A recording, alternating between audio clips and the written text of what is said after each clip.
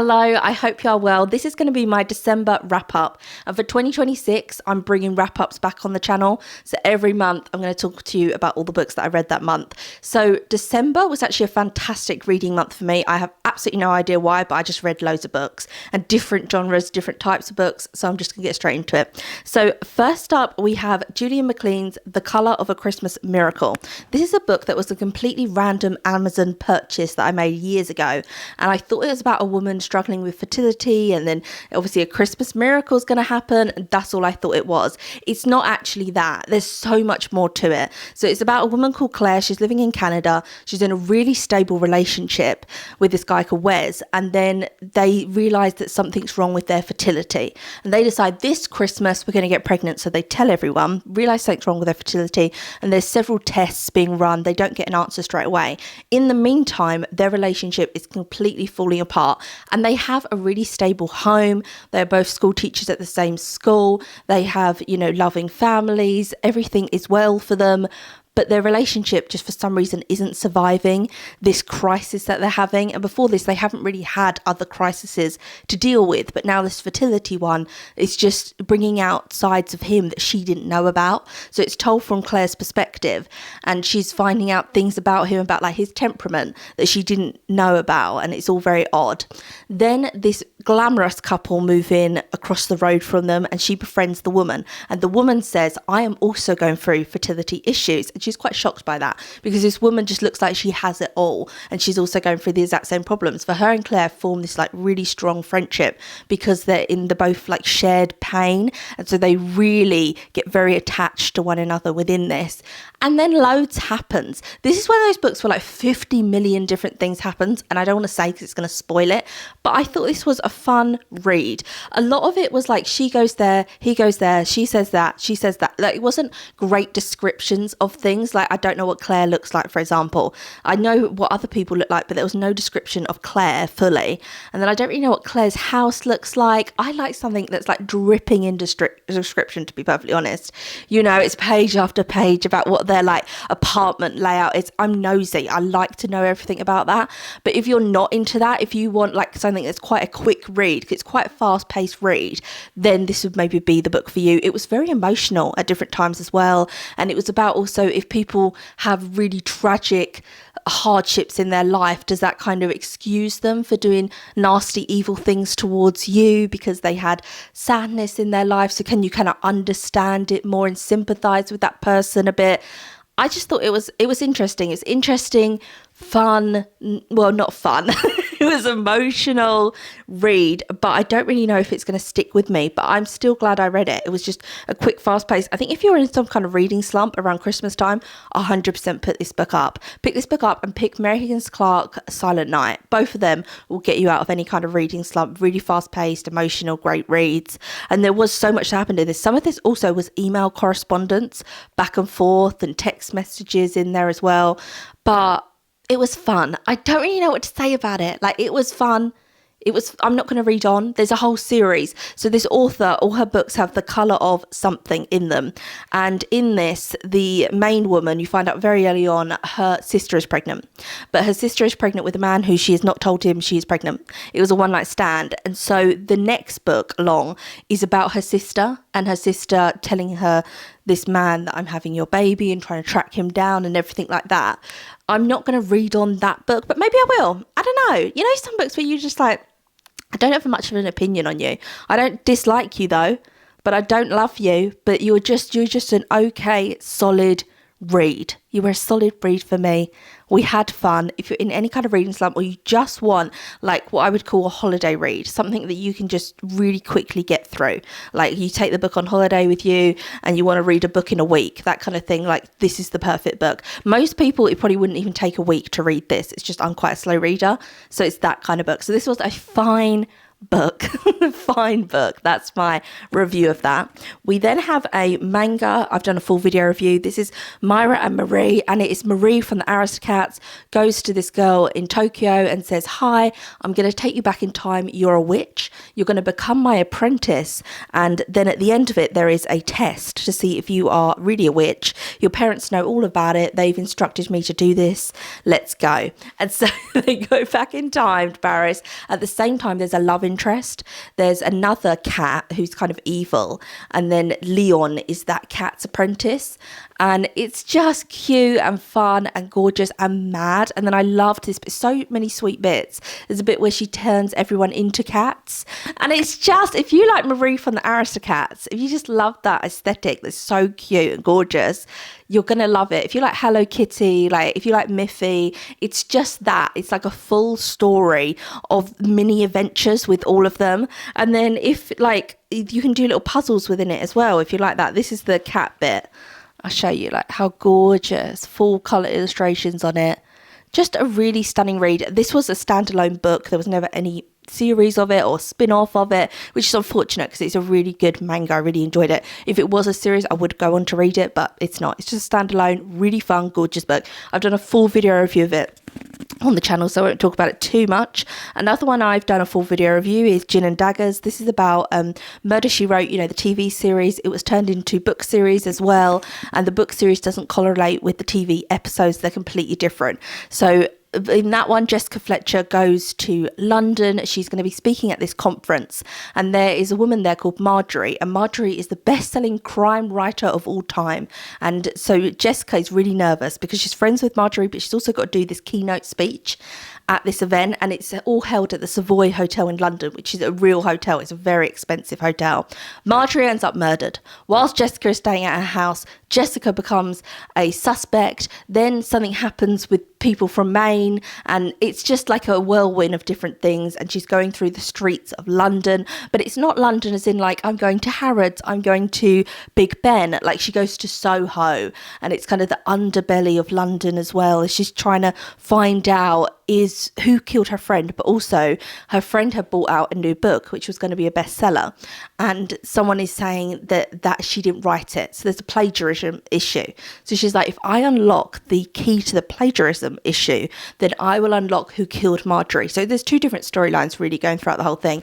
Also, the conference is still going on, so she has to attend meetings. She meets this guy called George Sutherland, who he is head of the police, and he's this charming Scottish older gentleman. The book is also loads about grief because her husband Frank isn't there with her, and the last time she came to London it was with her husband Frank. And there's a beautiful moment where she's looking in a restaurant and she's saying, me and Frank always used to go into that restaurant when we visited London, and we would sit at the same table, and now I will never go back into that restaurant. It would be too sad, and so I'm realizing I will never sit at that table again. And that the thing with grief is you have all these happy memories of them, but also there's like this sharpness of you can never recreate any of those happy moments with them because they are gone. It's so final death. And I loved everything to do with grief. And George, this like romance kind of, like, it's this charming man. He likes her, she likes him, but obviously he's a detective in London and she lives in lovely Cabot Cove in America. And I just really liked it. I enjoyed it. I thought it was a fun read.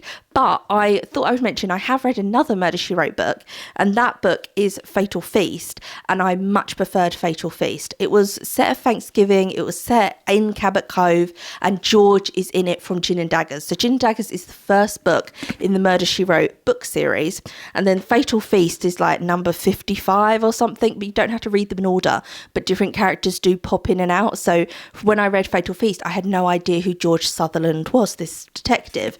And then in Fatal Feast, he comes for Thanksgiving. So she says, like, you're Scottish, you don't have Thanksgiving, come to mine for a typical Cabot Cove traditional American Thanksgiving. So he does, and someone ends up murdered on his trip there. But the majority of the book, the first 100 pages, there is no murder. Jessica has writer's block, and she is writing something for this Thanksgiving parade, and everyone's getting ready for Thanksgiving. So they're talking about that, they're dealing with that, they're then feeding the homeless. There then is this homeless man who is just wandering around and no one knows who he is, but he keeps staring at Jessica, standing outside her house staring at him, and she doesn't really know what's going on with that. And then she's working at the homeless shelter helping out, and then everyone's gossiping about her that she's got writer's block, and there's just so much going on before the murder, before George gets there. And I loved that 100 pages as well, though. I didn't need to have like the thrillery element of it. I just loved the build up to it all as well. They do also leave Cabot Cove, they have to go somewhere else, and I just loved I just love Fatal Feast. So I did prefer Fatal Feast to Gin and Daggers. But Gin and Daggers was still a fun book, a fun read. Both of them are by the writer Donald Bain, who Donald Bain famously like ghost wrote loads of books as well. And he hasn't written all the Murder, She Wrote books because he has passed away, so other people have taken it on. So it'd be interesting to read someone else's interpretation of Jessica Fletcher as well. Anyway, I've got too many books to talk about. Just a little mention, this one, The 12 Days of Correspondence. This is illustrated by Quentin Blake. It's John Julius Norwich, and it is a funny little piece of this man is sending a woman that he likes the 12 days of Christmas. And so she's like, "Hi Edward, what a surprise, 4 calling birds you've sent to me today." And the illustrations are really funny. And then as her house is getting filled up with all these different like 12 maids of milk in and all these different people, she's getting more and more angry with him. And then in the end, it's just her lawyer talking to him, being like, do not send her anything again. And it's just a funny, quirky, lovely little book. Just gorgeous. I also love when you take the dust jacket off and they have something on it. Like this one has the partridge in a pear tree on it. I just think that's so cute. So gorgeous. And I love Quentin Blake's illustrations, so that's obviously why I got it. I picked it up in a charity shop and I read it every year, just give it a little reread. Really nice, like funny little book. We then have another little lovely book. This is the Pet Sitters Club Winter Special. I actually got this as a gift years ago, and it's called The Christmas Kitten. Now, the Pet Sitters Club are just these fun little children's books that are about this group of friends who pet sit. So everyone in the area knows they pet sit. So they'll say to them, "Oh, like I've got this problem with my tortoise. Like I'm going on holiday and I need you to look after him, but he's really fussy, and this is all the things you've got to do with him." So it's all told from the different children's perspectives. One of them will be looking after someone's dog, one of them's walking after a turtle, one one's looking after a cat. They've all got their different storylines. So in this one we have a girl and she doesn't have a mum, and it's Christmas time, and all her friends in the Pet Sitters Club are talking about how great Christmas is and what they're going to do, and she just lives with her dad, who's a cartoonist, and she knows that like he's probably going to miss Christmas. He's going to forget. He's not meaning to, but he just is going to forget that it's Christmas. Her next door neighbour then gives her a kitten and says, "I'm going to give this kitten to my girlfriend on Christmas Day. Can you look after the kitten till Christmas Day so I can surprise her with it?" And she's very conflicted with this because she's like, "I don't think you should give pets for Christmas. Let's find out about his girlfriend." So then they all turn detective and want to find out if his girlfriend is a nice person, if she is going to get on well with this kitten. And the whole time the girl is falling more in love with this kitten and also feeling like, "I don't want Christmas Day to come because I know dad's going to forget about it, and everyone else is having these great family Christmases and we don't have any other family, just me and my dad." And so she's looking after this kitten in her house. That's happening. Another boy has to look after a donkey, but his friend didn't tell him the full truth of it, so he's really annoyed with his friend. There's so many life lessons in these books. These are really great books for kids. Just so many great morals to the story, that like your own selfishness is going to lead to the breakdown of this friendship, and that you might do something that you think's like quick in the meantime, "I'll just do this," but really later down the line you'll pay for it. Like there's so much in it. It was really kind of Jacqueline Wilson-esque as well when she was talking about her Christmas and how sad her Christmas was, and then everyone's like, "Oh yeah, we've got like a mum, dad and a granddad and you haven't," and it just had that Jacqueline Wilson like sadness, and the other kids coming together to be like, "Oh, we're worried about her, that she's not going to have a great time," and she doesn't think anyone's worried about her. She just thinks like they're all just going to enjoy themselves, and it was just sad. It was like sad. It was really cute. I really liked it. I'm going to keep it so that my son can read it when he's older, and I'm actually going to collect these Pet Sitter Club books, and they're just fun. They're just fun little books to read if you're a child or adult. Like, you know, you just need like a fun read sometimes, although it was a bit more harrowing than I was expecting with the like loneliness of this poor girl. I really liked the art style of it as well. Just really cute, comforting, soft art style. I just thought it was a really cute, fun little book. So there's that one. And then I have a thriller. This is Mary Higgins Clark, All Through the Night. And a woman leaves a baby on a church steps. At the same time, someone is burgling the church and they are taking a chalice, because in the chalice is a diamond. And so then when the woman leaves the baby there, because she can't look after the baby, so she leaves the baby, the burglar comes out, something happens, and then 7 years later is when this book starts. So the first bit of the book is the night the baby was left on the church steps, and then that same night that church was burgled, and then it goes 7 years later, so we find out this child is now 7. Where is this child? Who took the child? What happened? And the woman thought, if I leave the child here, the church will make sure she's adopted and looked after somehow, but the baby just goes missing. So whoever stole something from the church, did they take the baby, or did someone else take the baby? Did something bad happen to the baby? And then it's told throughout the book from different perspectives. And so you hear it from the child's perspective. This book is actually a spin-off of 2 characters. So she brought out a book that was called The Lottery. I haven't read it. And it's about a Willie and Alvera. They're a married couple and they solve a crime, solve a mystery. And then this book has Willie and Alvera in it. And because the book The Lottery did so well and people loved those characters, she then put those characters into other ones of her books. So there's different things going on. So it's 7 years later. Where is the child? We then see where the child is and what's going on and what happened that night to the child. You then have the mother of the child. What happened to the mother of the child? You then have Winnie and Ivera are just trying to help their friend not be evicted. Her aunt has just died and not left the house to her. She's left it to the 2 tenants that are living in the house. And everyone's like, she wouldn't have left it to them. She didn't even like them. How come they're getting this whole house and like this poor woman isn't? So Alvera is friends with the woman and she's trying to help her and trying to solve, was this will fraudulent? Why would she do this to you? What happened? Let's investigate the 2 people who are living in the house because they're not very nice. Let's find out what's happening with them.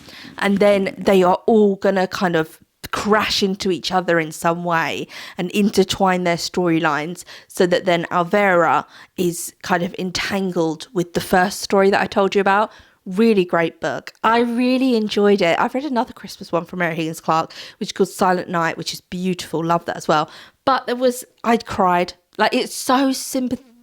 Like, it's something so about her work that just makes you cry. That's just about life and human existence. And there's this thriller, obviously, throughout the book. You're like, what's going to happen? What's going to happen? What's going to happen? But it's also about, like, when she wrote the scene when the mum left her baby on the steps of the church because the mum's thinking they're going to be better at looking after my kid than I am. That was so sad. I actually just couldn't cope. Like, it was so beautifully written. And there was another moment where the 2 people are talking to one another, and then Alvera just shuts the door and says, some things are to be private, I'm going to leave them. And I liked that as well, that she didn't write certain scenes and was like telling you, the audience, I'm not going to write this into the scene because it's between them. And it was just so beautifully done, how it was done, everything. And it was very sad, and it was very... But then it was like at the end, it was just, dang, I really enjoyed it. I knew I would though. I've never read a Mary Higgins Clark book that I didn't like. They're like thrillers, but they're really sentimental thrillers. Like, they will have such a human element and then talk about human existence, and then it will just be tear-jerking throughout the whole thing. But it is a thriller, and they're like wild. Some of them are wild thrillers. I think this is my 5th Mary Higgins Clark, but just gorgeous. I just really liked it, but it was really sad. And it was very Christmassy, because these children are putting on a nativity play, so that is woven throughout it. It's the nativity play, and All Through the Night is a song which I had never heard of before. And so All Through the Night, Keep My Baby Safe is this, it was so sad, it's this like a carol. So there's that running throughout it, and it was just, although I thought people should be a little bit more worried. That's my one critique. If you read it, tell me what you think. Like, with certain things, I'd be like, what? I'd be running around the streets. I'd be crazy. But they were kind of like, I trust this person to do what's right. And I was like, I wouldn't. I'd be running and roaming, and absolutely not. But yeah, but it was sentimental. It was a really cute read. So again, another Mary Higgins Clark. Still, I've not read Mary Higgins Clark that I did not like, because I didn't like this. And there's a picture of her on the back. I kind of love it when people have like these old author pictures. It's like an old book, an ex-library book. and then there's just a full length picture of her on the back. I love this cover. That's why I got it ex-library edition, because I got it off eBay, and there's just something about this cover I absolutely adore. I love it. So that is everything I read in December. So I've got a few thrillers, children's books, a drama book, a manga. This month I'm going to be reading The Old Curiosity Shop by Charles Dickens, because it's for my Tay book club that I run on this channel. So tell me if you're reading that. I was going to audiobook it, but I'm actually flying through it actually reading it, because sometimes I audiobook a classic whilst reading it at the same time. I'm playing the audiobook, but I'm looking at the book.